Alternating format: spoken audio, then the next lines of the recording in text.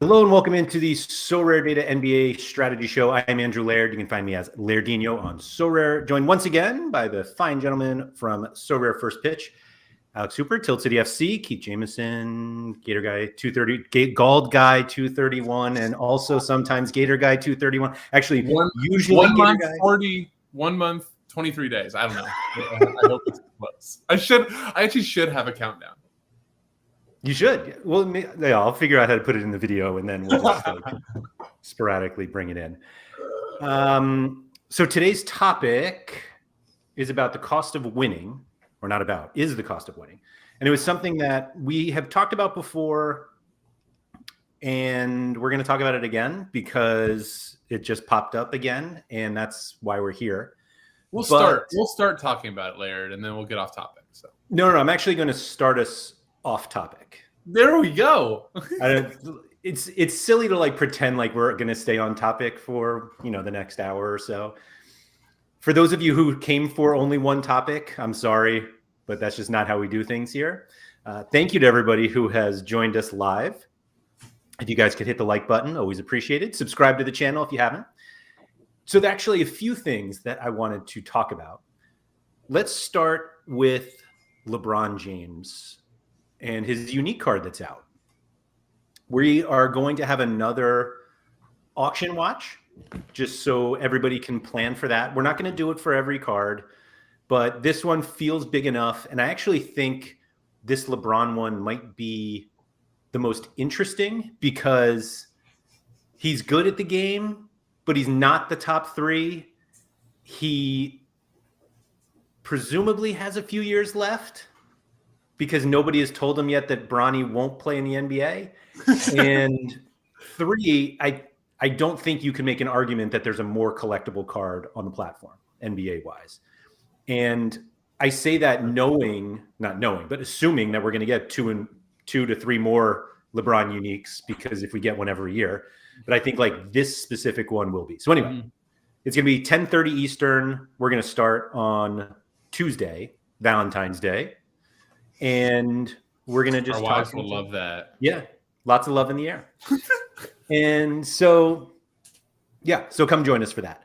There were a few comments in the chat about the look of the LeBron James unique card. And I'm just going to say, I think by Tuesday, it'll look fine. I haven't seen it. I'm looking at it now. It's a bad crop job. Which is apropos. It's like the LeBron's hairline of Sorare cards. Yeah. I mean, I was going to say, right when you said crop job, I'm like, that is fitting. Yes. They've done better work. That's all. But I think it'll be fixed. Yeah. And so I think we can all be fine. We were saying before that the winner of the card will also get 2 tickets to a Laker game. Actually, I think it was any NBA game. I don't think it had to be a Laker game. So,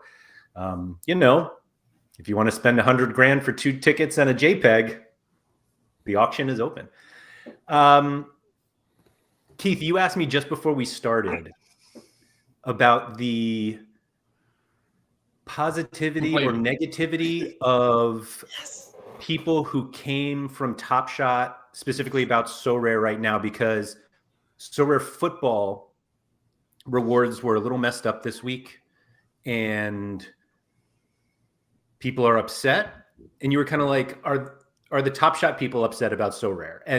And we did see a little negativity about Sorare NBA rewards as well, which is really the topic that we're going to talk about today. And I'm not in like a lot of Top Shot discords because I just never got into Top Shot. It'd be kind of weird if I was there.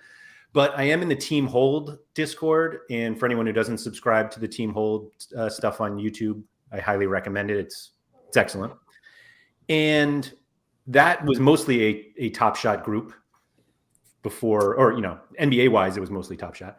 And I have to say that like it feels like they haven't been around long enough to really be upset. That's the best way I can put it. Or like what they've ventured for and like the new horizon is better than the end where, people weren't that happy on Top Shot. That was the genesis of my question. I was just like curious because if you play Sorare football right now, all your timeline and chats are filled with is somebody very unhappy about rewards of some sort, to your point. So if you're at the top, I'm loving the bottom. Yeah, I'm loving the bottom of the tier. Yeah. I'll tell you what, I was at the top on football, and I don't know if I'm the only one that skated through with a good reward, but I'm like, I got a guy named Grimaldo, for those people that don't know. I'm like, that's fantastic. He's like one of the 2 or 3 best defenders in the world. That'll do. You can't be happy. You got to find a way to complain about it and then maybe get a new one. Well, I was very upset about the little image display being a white silhouette. I wanted it to say, is that better? Good point. Good point. There we go. But anyway. But no, I mean, hold on, Andrew. Are you upset about your duped Dario Saric? I was furious. I actually was less upset about that one than my duplicate Nikhil Alexander-Walker, only because I already had 2 of them. Like, I had a rare and a limited, and to give me another rare, I had 6 Matt Brash cards, and I got a Matt Brash reward, but it was his jersey mint. But wasn't it like the jersey mint, and you were mad, and then immediately you were like super pumped? I watched that stream. It's the best reward opening that I've ever done, because I was like, it came up RP, which if you play baseball, like if RP comes up in your reward, you're like, damn it. And then it was like the guy that I was targeting. I had a bunch of them because I plan on flipping him when he's a dominant starter. And then I saw it was the jersey mint, and I went from 0 to 100 very, very fast. So I know that rewards are not manually distributed. Like, they don't go like, oh, here's Alex, we should give him this. But that one felt pointed. But if they did, I'm cool with what they did to you. Yeah. You were like, clearly you like this guy, and they're like, hey, we have a jersey mint. Let's reward it to the guy who owns the most map wrap. And it's not like you had 2. Like, you had like 6, right? Or whatever it was. Yeah. So I actually would love that. Like, if they admitted that. They were like, hey, collect a certain number, and if the guy is in the pool and you win, maybe we'll give you the jersey. And he's like around the right slotting. Right. We'll just give you the guy we know you'll like. We're not going to like bump you up to a better reward or pull you down. But like, if you happen to be there, here's the jersey mint. I just got another Nikhil Alexander-Walker rare card. So, I mean, you guys say that. I mean, I had it. I mean, all 3 of us are going to go 3 for 3 on this. I had, what was a few weeks ago in NBA rewards. It was tier 1 rare. I told Laird and you both, I'm like, guarantee you I'm getting Andrew Wiggins, because I had just gotten one the week before, got another, and then I had 2 straight tier 2s, and I had just gotten Brandon Clark, and what do you know? Another Brandon Clark. And it was literally successive, like 4 straight. So there's definitely something within the algo that they have to clear up, or some sort of thing that thinks that you like this guy because you own him. Thus, maybe we shouldn't get all these crap cards at the end of our gallery, because then Sorare will think we'll like them, and they'll give us another one. It's a good point. That's a good point. You're not just a giant Andrew Wiggins fan. We need a fathead behind you, Keith. Then they'll really know that. Like, just put him somewhere on the map. Yeah, just Wiggins. I have his jersey. I have his Cavs jersey that he never played in. Oh, there you go. That's fun. Send that to LeBron. I don't want to like start a little conspiracy thing, and as I'm doing that, as I'm saying I don't want to, and I'm going to anyway, I picture, if anybody doesn't subscribe to actually Jeb Bush on YouTube, he's actually, his channel is hosting Shot Tank tonight. Shot Tank, another team hold thing that I love. It's a great show. So Jeb has done like multiple like tinfoil hat Top Shot videos, and so that's why I think about this when I think of conspiracies. So thank you, Jeb. The conspiracy that somebody brought up to me when I complained, I did what everybody loves to do. I complained on Twitter that I got this duplicate. That's now 2 game weeks in a row that I've gotten like 3 duplicates in 3 rewards in 2 game weeks. Shout out Steph Curry. Impressive. And somebody was like, well, the reason they do that, as if they like go out of their way to do this, is because I have one already. So obviously I'm going to sell the new one, and they get the 5% fee on my sale. Oh, and I was funny. like, that's ridiculous. It's probably like 80 cents that they're going to make. Right. But also maybe not ridiculous. Guaranteed 5%. Coming. And I don't like it. I don't like it. And after at all. that, I was like, you know what? I'm keeping it just in spite. Just in spite. And now he's out a month. And In typical Lairdinho fashion. Yeah, he's out for a month. Sorry. Yeah. That's back-to-back game weeks. I've also lost my reward to a minimum month-long injury with Steph Curry also out. What are we talking about today? I mean, hey, back to the Wiggins thing. Yeah, we're way off topic, but remember the Wiggins thing was he hadn't played for like a month and a half, but I couldn't actually be mad because he was a game time decision for a month straight. So I'm like, you know what, guys, you got me. I'm not even gonna complain. Yeah, that one was weird though. That like they kept. I mean, I guess I was kind of like out of there. Jokes aside about the Wiggins thing, I didn't even complain about it. I laughed because I was just like, value-wise, he slots in with the rest of them, and he's not injured because he could play at any moment, and maybe my value would go up or something like this. I wasn't even that mad. It was just funny. All right, I'm going to get us on topic. There we go. Right after I bring up this one comment earlier from Mike Baston asking if we can have a poll to pick Keith's name for the next 3 months, which I think is a fantastic idea. I'm down for it. I'll even make a little. I mean, I don't know if anybody has seen my little Sorare thing, but when I accidentally leaned into the gold guy, I just went for it. I made a little gold guy emoji, and like, if I'm gonna be gold guy, we're all in. Found him with like way too short of shorts. Like, let's go. So maybe Wiggins. That's what you got to do. Lean into it. Okay, what we're here to talk about today is, I called it the cost of winning, but it's basically that. So Sella Forever said, I want to duplicate Reggie Jackson last week and tried to swap him for my Sarich. This is true story. I actually went through and countered with, I want to call it fair, but it probably wasn't, and it was appropriately rejected. Yeah, I'll just leave it at that. Fair enough. But I do think that's kind of an interesting like opportunity for somebody to like find. I mean, it's impossible, or at least very, very difficult, since Sorare doesn't have the rewards in the API, so we don't have them on SorareData. But if you just like could see all of the duplicate rewards in a game week, and just be like, oh, these people probably will just want to get rid of these. Let me just take them off their hands before they even list it. I can see it. Mm-hmm. Yeah, I got an offer on one of my soccer rewards this week, but like I didn't list it, and somebody was like, I'd like that to buy that card. And you know me, Keith, I didn't sell it. Anyway, so it was fair. Okay. See? It was a fair offer. I think I definitely offered some sort of cash considerations along with Sarich for an Andrew Nemhard limited. That card would be valuable to me. A second Dario Saric is not. Anyway. Less. So is that where we go because they don't give us enough competitions? I'll stop. Back to topic. I would love the opportunity to kill 2 lineups with my Saric cards.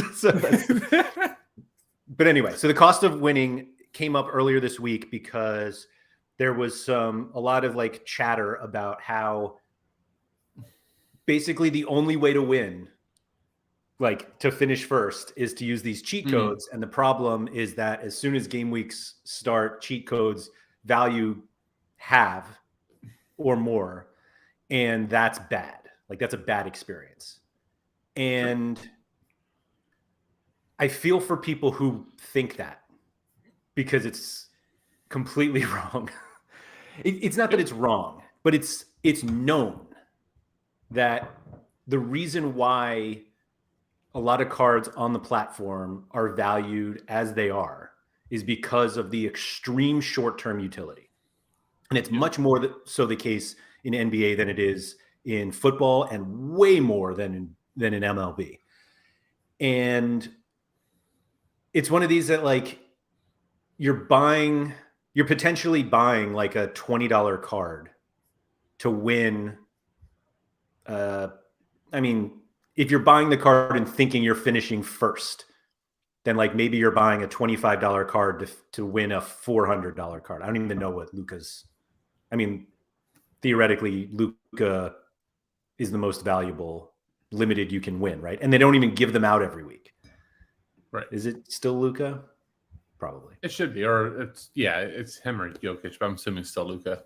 Right. So you go into this knowing this, that like my $20, $25 L10 of 8 guy is allowing me, in your mind at least, to build a lineup that I can win first place. And I realize that people are also buying these cards just to win a card, which I think is totally wrong to do. Like, you don't buy a $20 card to win a $3 card because that $20 card is going to be worth $7 an hour after you buy it, if you buy it at the deadline. But right. So I feel weird asking the two of you this because I feel like we have all agreed that like buying cards at the deadline is dumb now that we have like enough cards. But if you were to like buy these, do you guys have the consideration of like, what is my immediate like likely return in terms of a reward from this card? I think I've always just, when I have done this, I've been like, yeah, I'm winning first. If I buy this guy, I'm winning first. And right. Lo and behold, I haven't. And I've just stopped doing it. It's just, I tried to do that calculation in my head a couple of times, and it just, the amount of luck that it takes to get to where it even breaks even it's huge. It's a lot, and you can do so much with your lineup, but the margins are so small that if a guy misses 2 shots, then that's the difference between, top 10 and a tier 3. I don't know. Like, it's just, the margins are so slim. It's not worth it. And I just don't do it at all anymore. But all right, I want a different angle of it. I want a different angle of this stuff for you too, because we've done this a number of times. I don't think we've attacked it this way. But how much consideration would you give though if that guy is likely to become that, we use the term cheat code, soon, coming up again soon, aka Tyus Jones? Maybe it's like the single best example. The second time L10's too high now. L10 too high. Cam Thomas was it earlier this year, and then was it this week. And I think it was completely possible that Cam Thomas would. I mean, like if you told me Cam Thomas will do this again later this year, like even if like the Nets bulk up and he's back to the bench role, I'd be like, yeah, for sure. I think that the problem is that this is Cam Thomas, by the way, that I'm showing on the screen. Mm-hmm. I think the problem is that Jones, like there's only like 2 or 3 guys in the league like Jones that have the upside that he does in those situations that you like know it's going to happen at some point. Gabe Vincent? Sure. Naz Reid was the other one I was going to add. No, I think you guys are sleeping on it. I'm staying on brand. Nikhil Alexander-Walker. Just wait. I think the question is this player good? Oh, Corey Joseph, of course. No, never. I like to figure out whether he's worth it. Like, is it Peyton Pritchard or is it Cam Thomas? And how often do we know? Two different players. How often do we know the difference? Like, you have to. I believe the last time we talked about this, I looked up certain guys' points per minute and points per possession, and kind of forced out those guys like Austin Rivers versus whoever, and Austin Rivers is not that guy, and Naz Reid was that guy. And I think that's where you look. Like, that's the first place I check is what do they do with their minutes when they get them, not, oh, they're getting minutes. Because you can put me on a floor for 30 minutes and I'll be getting 30 more minutes than I did last game, but it doesn't mean I'm going to do anything with it. So, Alex, I think the better Jericho question Sims though, is that into I want to Jericho. phrase is Jericho's. So, like, if the week says Peyton Pritchard, we've been down this road. If the answer is never Peyton Pritchard, but Peyton Pritchard and Cam Thomas are very different. Peyton Pritchard and Naz Reid are very different topics. So the fact that if it is Naz Reid this week, or if it is Cam Thomas this week, does that change your thinking? Because to me, I think that does, because I see like real upside with those guys, and it's like, okay, even though I'm going to hold a bag in a week, he could be very, very useful. Gabe Vincent, I think, is a different thing too, because we know that he's shown that ceiling. Clear paths to roles. It's another thing. Right.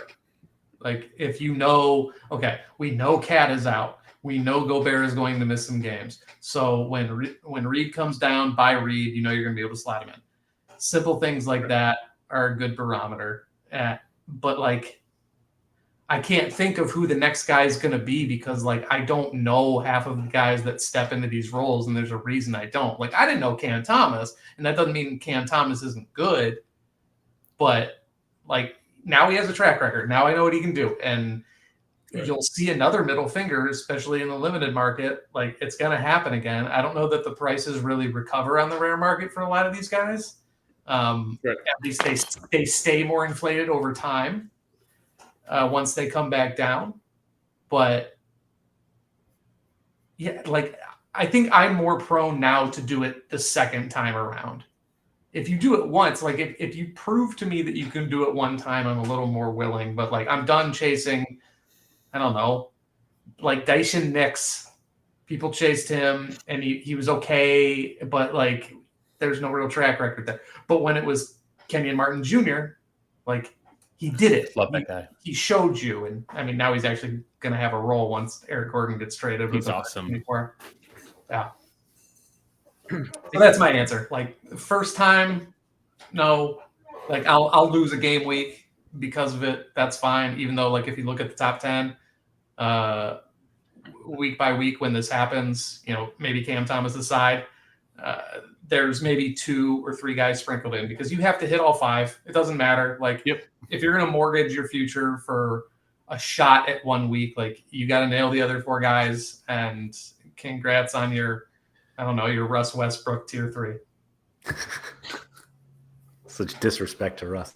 I think the problem for me is that and like this is just me not really knowing the NBA well enough, and it's kind of what both of you brought up, that like I don't necessarily look at somebody like either Thomas or Hardy. Let me say like Thomas early on, where I'm just like that this could happen again with this guy, because there are some that we buy that are literally single game week ones, and you're just like, all right, this guy's going to help me this week.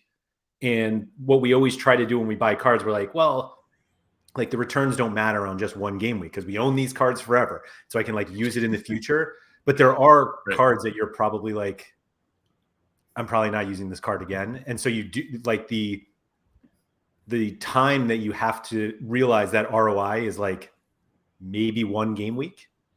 And it's just so difficult to make that up, because we just don't know. And so like if you chase every single one of them, you're going to be left holding, like maybe you've won, maybe those players have helped you win every week, but you also still have all those players and they've halved in price, because like the game week that they were necessary, the price went up and that's when you bought. And then now the prices are low because they're just not helpful anymore. But like but we know this going in, and we know the value of the best rewards that you can win. Like we can go into the prize pool and see who it is. And we know that like Luka doesn't get rewarded every game week. Or if he does, it might not even be in the tournament that you used your cheat code if you only bought one. And so it just felt like there was a step missing from all of this complaining, basically, of like, well, how valuable is the reward that you could win with this? And if you're realistically winning I mean, like trying to go down the list here in terms of like rankings, but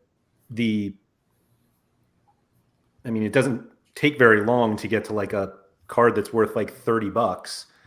And are you going to spend $25 on a Jaden Hardy to win a $25 Jalen Brunson limited?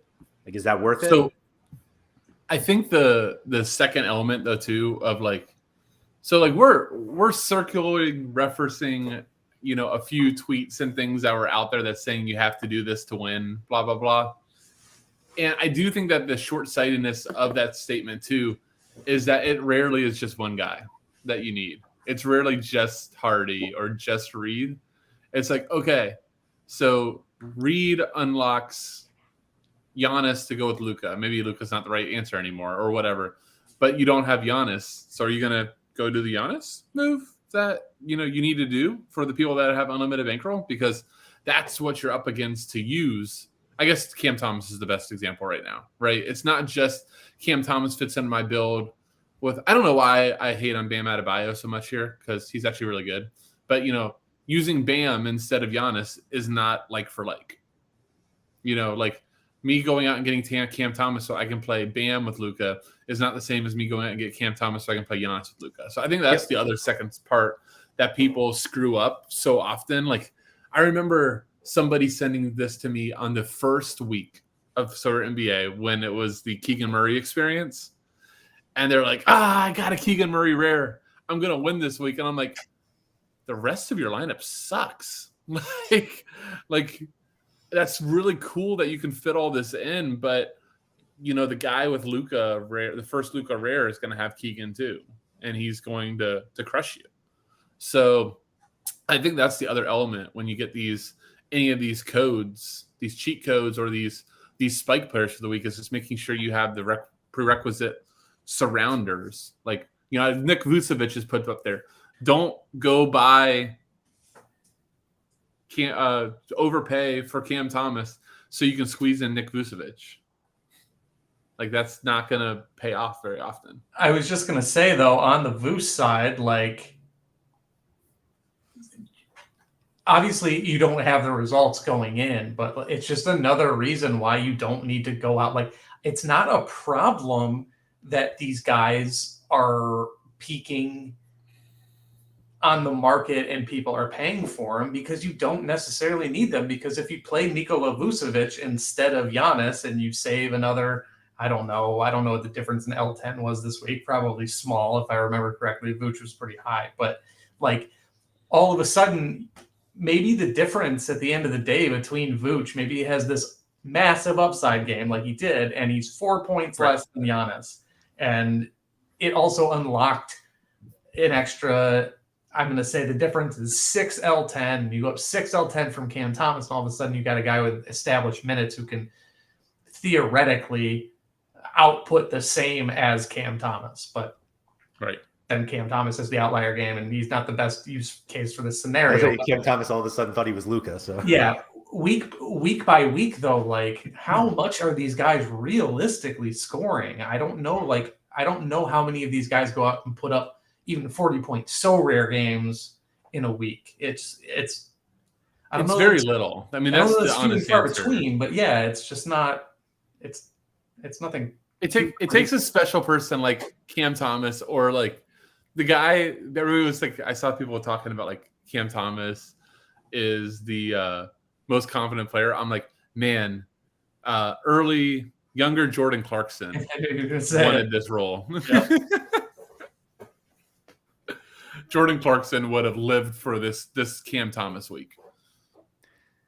Are we thinking that because Thomas has done it 3 games in a row that there are somehow more players that can do it like him? No. I mean, like Cam Thomas to me in this role, the fact that he was going to be without Kyrie, without Ben Simmons, who that's not really a shot thing, but it is a usage thing. Ben Simmons can still have the ball in his hand. You know, without KD, right? Like somebody has to take shots. Royce O'Neal isn't like in the locker room saying, "Guys, I'm gonna take 25 shots today." It's my night. Like Royce O'Neal is like, I actually prefer this spot in the corner. Just let me know when you need me. Like that.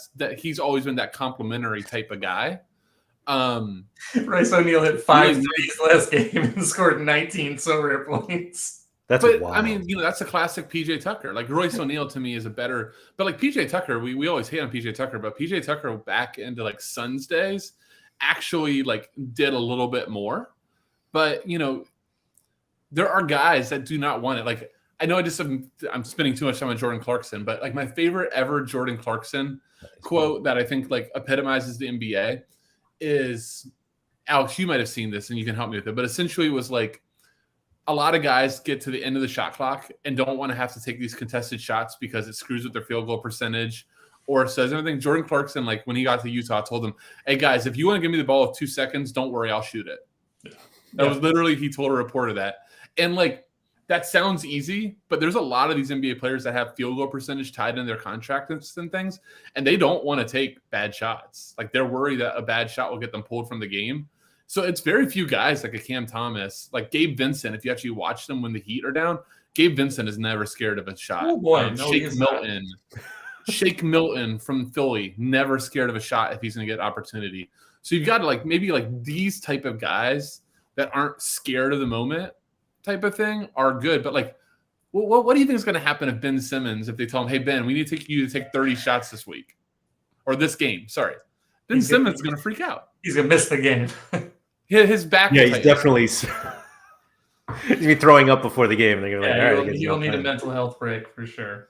Yeah, I mean, so I guess that's where I go with it is you do need like this special type of player that's not worried about going 5 for 32 from the field. So really quick. Jordan Poole. There's another good guy. Yeah. There's another one before he was who he was. Jordan Poole wasn't scared of that type of. Anthony Simons. Sorry. I can keep going. But like there are a mold of player that you can attribute to this type of guy coming. Yeah. So I have my list up here with it's my upside projections, which you take it for what it's worth. Sorted by upside per 100 possessions, upside points per 100 possessions, in an L10 under 20. Cam Thomas, 83 points per 100 possessions as an absolute upside. Talking 95th percentile. There are 7 players ahead of him that like actually have projections, but they're like ones and stuff. The one guy, like 2 guys ahead of him with actual projections, Jonathan Isaac and Mark Williams from Charlotte, still projecting very, very heavily, I assume because of his defensive metrics. Mark Williams is a hell of a buy right now if Plum Dog gets traded. So yeah, he makes a lot of sense. And then you got a guy like Boban, who we know from DFS, points per minute is insane. Just below Cam Thomas, you'll like this, Laird. Isaiah Jackson, same amount of points per 100 possession. Also a duplicate reward. Just below him, Delano Banton. I don't know how it's actually pronounced. Delano Banton. Yeah. Jaden Hardy. Go off this year. Yeah. Jaden Hardy is actually in that ballpark. So for me, Jaden Hardy, just looking at this, and this is the best thing I have to go by. That's a guy that makes sense. As like, yeah, I would go out and maybe splurge for him in an opportunity where he gets a huge role. Andre Drummond, we know how that goes. Bones Highland, we know how that goes. Naz Reid, Paul Reed, Chris Middleton. There are some guys up here like Tyler Dorsey and Jaden Springer and Ron Harper Jr. and Keon Ellis and Jordan Shackle, who obviously aren't going to have the sample size. And that's another risky run with this. These guys aren't going to have a huge sample size. But like, you notice I'm not saying Peyton Pritchard. I'm not saying I bought a guy named Kevin Harris, I believe his name is, from the Magic at one point. That was stupid. Yep. Like, because he doesn't even have a track record of scoring in the game when he shows up. Like, if you can name me another cheat code from past weeks, I can look him up and let him know. But like, just the point being, they're normally not that good. And it's a calculated gamble. It's a calculated risk. And I don't think that's something wrong with the game. I think it's wrong with the people who decide they want to take swings on it, which has been most of us. Well, you kind of made the point previously that like a jump, not all like jump in projections are the same. Yes. So like some guys, it's like reasonable jump that like if you're going from 5, like an L10 of 5 to 10, that's not the same as 15 to 30, which like sounds really dumb, but also a lot of people just are like, oh, double is L10 or triple, whatever it is. And you're just like, well, that's also not enough points. And it's also not allowing you to do enough with the rest of your lineup that it's even that helpful. I've had a conversation with someone who says, well, I'd rather my L10 of 5 guy score 10 points because then at least he's 2xing. And it's like, it doesn't matter. It's about points. Like if you play in a 120 point lineup and they 2x all of them, it's 240 points. And that's going to win you a low tier T5 at best in champion. And well, it's about the points added on top. So I want a guy with a 10 who can give me 30, not a guy with a 5 who can give me 10. Well, and Alex, the same, I don't actually know the guy that you're saying, but like that same person that says, I want to 2x my 5, then does that to overplay, a guy that's on a 42 L10 whose upside is 43, right? But I know he's good. Right. So like we use it on one thing, but we don't parallel it out. It's not the same as all of a sudden going, I'm going to squeeze in that 5 L10 because Luka's on a 42. And the only way I can play Luka is to play this 5. That's a different set of math. And then I still want to see your other 3 players because that's probably not your final 2v2. Exactly. It's just, that's why it's why I've always been horrible. Exactly. That Mike, great that's point. A great one, Mike. That's perfect. It's why I've always been horrible at DFS NBA. I'm still horrible. I've been playing the last couple of weeks and I have not won a damn thing.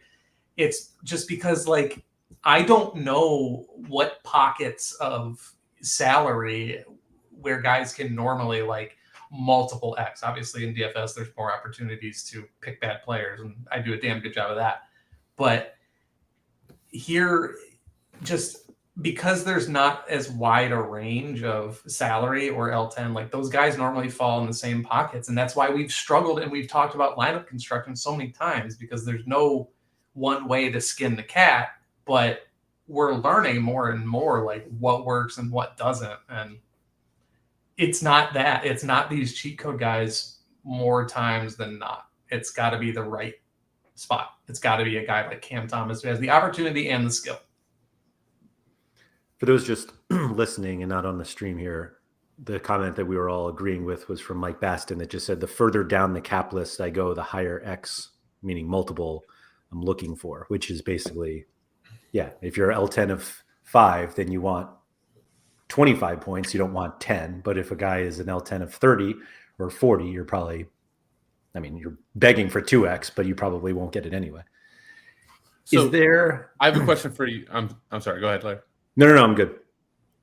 I was just going to say, for either of you guys, does this calculus of this, if you're going to buy, does it change in like a rare competition where you are, let's just say that you have like a great lineup that just falls perfectly on Cam Thomas, and you're like, my God, if I actually do buy this, my upside is a super rare, which we know are still super inflated in prices, versus like the limited division where you would go, okay, I can wear it in a rare, but rares aren't nearly the height or the multiplier, I guess, that super rares are. Does that change anything to you guys at all? Because I think for me, that does change something. I think doing it in like a rare champion lineup is more valuable. It's more risky, but there's a lot more upside than, let's say, in a limited division. I have an answer, but I just talked for about 20 minutes straight, so I'll defer. Is it just that the upside is higher from a raw perspective as opposed to an ROI? Because you're obviously paying a lot more for a rare cheat code than a limited. Yeah, but hasn't this been like a life example used at some point? It's like, all right, give me $1 to win. I mean, it's going to be a bad one, but I do think it matters just the raw number of dollars that you're willing to make out of it. Like, to risk 5 to win 10, that doesn't really get people's juices flowing as much, I don't think. I don't have a good answer. That's why I'm asking the smart guys on the stream. Is the top of Rare Champion it's not a tier 1 super rare, right? Or is it? Tier 2, I believe. But we know tier 2 super rares can still garner, 0.5. Yeah. My thought was more just like you need to consider what the value of the best possible card. Like that's not something that I ever do in any sport, and it's right. Probably not. It's not probably. It's because like I so rarely compete for the top spot, and like, right. It's not a consideration for me. But if like, I'm trying to think of who. I guess I don't have to think. I could just look. But like, who the best super rare that you can win is in Rare Champion? Like, is that worth it? Let me see here. Yeah, Tier 2 has guys like Andrew Wiggins, Chris Paul, Desmond now. Bain. Now he's a tier 2. Yeah. Now that he's playing, like he's they're a good tier players. 2. I would happily win them, but I mean, obviously, they're not going to be on the same level as like a Luka $20,000 card. Right. I don't know. But you also have to spend more, right? You obviously have to spend more. Cam Thomas is a limited. Let's say I don't know where he got to. $25. Cam Thomas is a rare.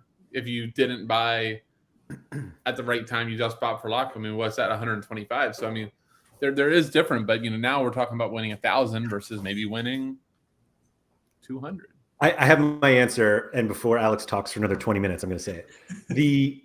The difference for me is that something that you said before, like you should buy Jaden Hardy so that you can get Luka and Giannis together. And in Rare, I don't have those guys. So like it makes no sense for me to do it. And I think very few people have both of those guys. And so if you're like buying them so that you can play Lillard and Bam, then no, don't do it. Poor Bam. But Laird, okay, I'm going to give you the perfect Laird scenario. Luka's already out. Giannis is out. Jokic is out. And so now Dame, you go to Alex's spreadsheets, and Dame is like the guy. Yeah. And you've got your Jalen Brunson, and you've got your Steph. And let's just say you like all the stars are aligning. I'm dumb enough to do it.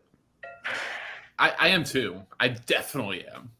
Because I'd just be like, this is my one shot. That's literally how you would justify it in your head until 2 weeks later when it's your one shot again. And it's not the card that I bought. Like the Cam Thomas card I bought is not the cheat that week, and so I have to do it again. Right. You're just like, I knew it was going to be Jalen Hardy in 2 weeks. Here we are. Yeah. I realized like budget's different for everyone, and so like it's like you said, it's easier to do it in limited, but I stopped chasing these in limited and rare, so it's not like I can say like I'm just doing it in limited. But what was yours going to be, Alex? Depends on the lineup. It's like I've done it in rare because I thought I had a good lineup, and I've done it in limited because I have a good lineup.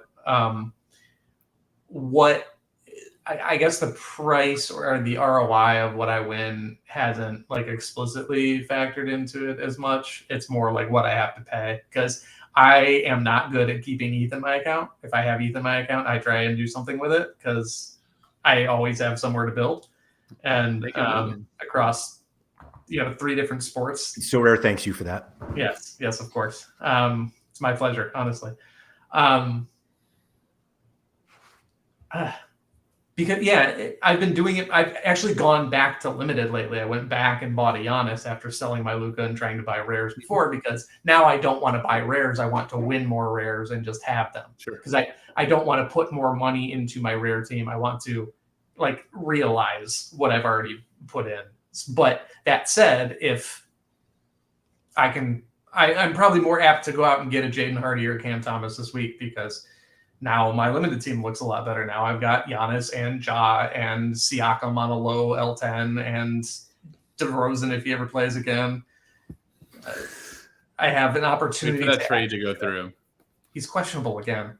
Just rip the He's Band-Aid waiting to off. get traded, man. I know. I I need him to rip the Band-Aid off because I got him in veteran. But yeah, so it's more.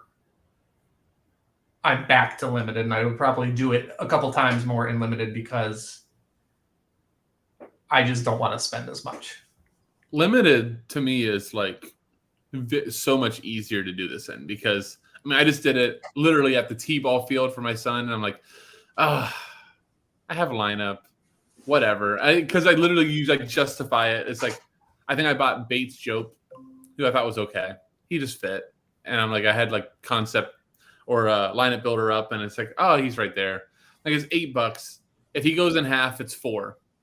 And I have $4 to be able to have a lineup sweat for the week. So that's how I justified it. It like wasn't like good justification. It was just like because the cost is so small, I guess, or like the downside risk was so small. Right. I'm just like whatever. And yeah, for limited, like a lot of guys, for what you have to pay for some of these guys in limited, it's a lot easier to just be like, yeah, he'll come back around later. Like he'll sit in my gallery. He'll be in training. He'll be in training team number 36, and maybe we'll see him again. But the training team might win first this week, Alex. You never That's true. That's true. I'll make sure to hang the banner when that happens. Do we have a trade? Laird, do you want to put up that last comment? I do think that it's worth addressing since we don't really talk super rares too much. I am. I'm just going to add this breaking news here from Shams. Ooh.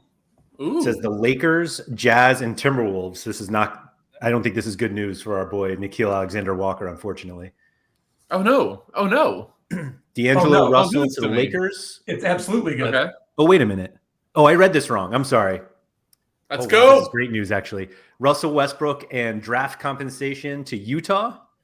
Who's going to cut him? He's never going to end up in Utah. Yeah, he will never. And Mike get Conley to Minnesota. I read this very quickly. D'Angelo Russell to Utah, and I'm like, Can we have a Nikhil Alexander pump watch stream right now, Laird? Let's go. I've been calling for this since day one. Give me 20 more seconds. Oh, hold on. He's going to go get a super. Everybody got him. Now, Laird, you cannot complain about your duplicate Nikhil Alexander-Walker as he's about to be the Cam Thomas coming up here. What is his L10? 11? Are they going to fly? Oh, here we go. Let's just grab a few. Yeah. Let's just grab I'm getting a few yellows in here. Grab that number. Oh, no, they're starting to go. They're starting to go. Oh, that's good fun. I wish I had. Terrible. Look at Powell Trader sitting there with a super jersey mint, Laird. Who's going to do it? I see 2 gold guys right there. Yeah, there it is. Gold guy snapping them up. All right, I got 3. Anyone in chat? Who's going? Where's Jeb? I feel like stop. Jeb should be sweeping this floor too. Oh, I grabbed his rare. Silva, I'm not sure Colin Sexton stays. Just throwing that out there. What is the NBA? Looks like they're. This is the floor sweep we've been looking for here. Oh, it's still going. Who is it? It's just what is the NBA, which is actually really funny. What is the NBA in British? Oh, look, there's Alex, there's Surface. All right. We got some familiar names after me on the rare sector. I don't know. It's a fun player. It's a fun concept. I think he's definitely. Imagine having to buy Nikhil Walker Alexander Walker. I mess his name up every time too. Okay, can we go to since we just had some fun there? Do you mind doing the super rare question? I do want to kind of like. Oh yeah, hit that. Nikhil Alexander-Walker is absolutely a right back, by the way. That's right. So, Laird, you probably have more data and stuff on this. We probably aren't ready for it, but super rares aren't by any means on the same release trajectory as rares and limited. They're way behind on supers, and there's not a lot of people competing in it. So, all of the players in the super rare division are much like what they're going for on auction block is much more than you would expect, like what we see in other sports, I guess is how I would explain it. I don't know if anybody can do something better than that, but supers are by far the most valuable card and unique. So the 2 cards that do carry the most like utility weight and sell on weight. Like you can offload a super rare of a guy that's projecting well pretty easily. I've only ever won one, and I sold it pretty quickly. Pretty easily. I had a Montrezl Harrell super rare, and it sold pretty easily during a pump. So that's why you just get a little bit more upside on them than you would. It's already coming, Mike. The problem is that it's gonna be gold guy everybody's gonna hit a middle finger towards me when he's still on the bench. But I was gonna say, like, we just looked at Alexander-Walker's limited. How many is this? 1, 2, 3, 4, 5, 6, 7, 8, 9, 10, 11, 15-ish limited sell in 3 minutes. We saw 4 rares sell in 3 minutes. And there are 2 super rares 3 of them like on the stream, just sitting. But they're potentially the hardest part in supers is because there's so few amount of trades. We don't really necessarily have like a great grasp of what the efficient value is. But I mean, from that chart right there, you had one sell for 326 8 days ago, 309. The jersey mint standing at 359 doesn't seem that bad. This looks like, is this a loan maybe? A trade. Yeah, there's somebody sold out. No, that's back and forth. Oh. It's the same card. Don't show that. Banned. We don't like to see that type of stuff, actually. Sorry, we're cheating. Sorry. That's not us. See. That's not us. Hold on. Budwine said they bought a rare and 2 limiteds. Mike Baston said he's got one. Somebody else TJ said I bought Alexander-Walker for $350. Should I sell now? For $4.50? I mean, if the $750. No, floor is $774. Oh, is it? It's double. You're right. It's gonna make a difference. It's gonna make a difference in your yeah. Or can he do you a little bit better? I mean, isn't that actually like the crux of the question of like what the stream ends up being about? Is can you make more than the $3.90 off of him in the game, or are you on here to flip cards? Because if you're on here to flip cards, this might be a good opportunity to flip. There's the middle finger. There's the gold guy pump. Remember when I said I don't do well at having ETH in my account?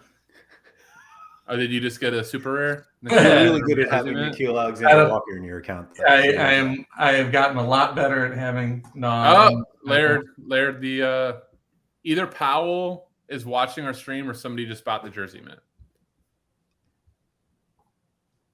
2 minutes ago, there it is. Really quick, comparable upside projections in 100 possessions. Just above Nah. Jared Vanderbilt, Dylan Brooks, who that's going to make Surface throw up in his mouth because he just bought him. Isaiah Stewart on the low end. Victor Oladipo, Marcus. I don't even want to hear the low end. Oh, you don't do. Trust me. You do, because there's some names you love coming up really quick. Kenyon Martin Jr.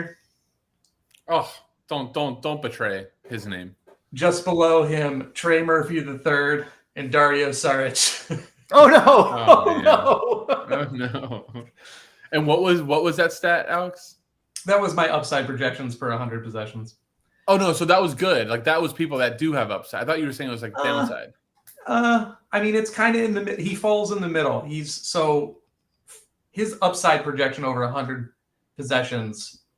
Ed is given you or his current usage and all of that. That I can't really change that with this. Was about 44 points per 100 possessions. Okay. Hardy and Cam Thomas are up near 80. So that's the difference in upside between the two. Well, this comment from Will. I'm going to play Alexander-Walker in 7 of my trading line. I love that. I love that line. But by the way, so real quick, Laird, on just to like wrap up the super rare thing that only I want to talk about, I guess. But just to like go monetarily and like the influx. So right now, Alexander-Walker rares are selling for $33.94, and we just saw a super rare get bought for $361. So over 10x the return. No other cards trade at rares don't trade at 10x limiteds. Yeah.